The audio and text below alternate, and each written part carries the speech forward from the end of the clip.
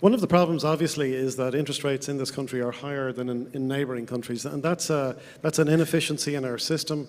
It damages competitiveness, and that's what we were trying to get at.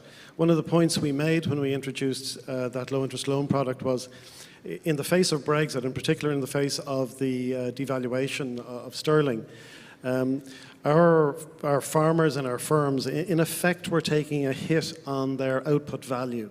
That's what happened with that devaluation. Now, we couldn't change exchange rates, but we did find a way of addressing their bottom line by lowering their costs. So I think that's part of the way forward, is to try and address the cost issue wherever it arises. Wherever in Ireland we find we have high costs, we really have to do what we can to address it. And we have high costs in some utility areas and so on as well, that have been well identified by the National Competitiveness Council, for example, which would affect the food industry more than others. So we do have to do those things as well. Yes, go on, Alan. Just maybe to follow on from that, one-off initiatives are great, but what you need is a sustainable flow. You need a continuous flow.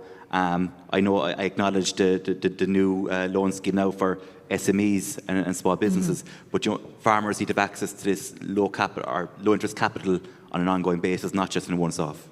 Caroline, you wanted to come in, and again, you're dealing with this because you are investing and you are putting it into research, and equally you're trying to deal with, the fact that the exchange rates go against you then at the other end. Yeah, it's really challenging, which is why I was addressing the competitiveness thing. It's something that we do need to, on a wider scale, really tackle some of the areas that we are more expensive. There's definitely, the department is doing a lot of things to try and make things more cost effective, but there's some things we're just out of line on. Yeah, and just to add on that, it's another interesting example where, wearing my hat as chairman of Coillte, we entered into an arrangement with the European Investment Bank over longer term funding, particularly around the replanting of the forest estate, that obviously which is a very heavy annual capital expenditure item. So we got a better matching of that, which helped the overall cash position of the business on an annual basis against long-term funding, against a long-term asset.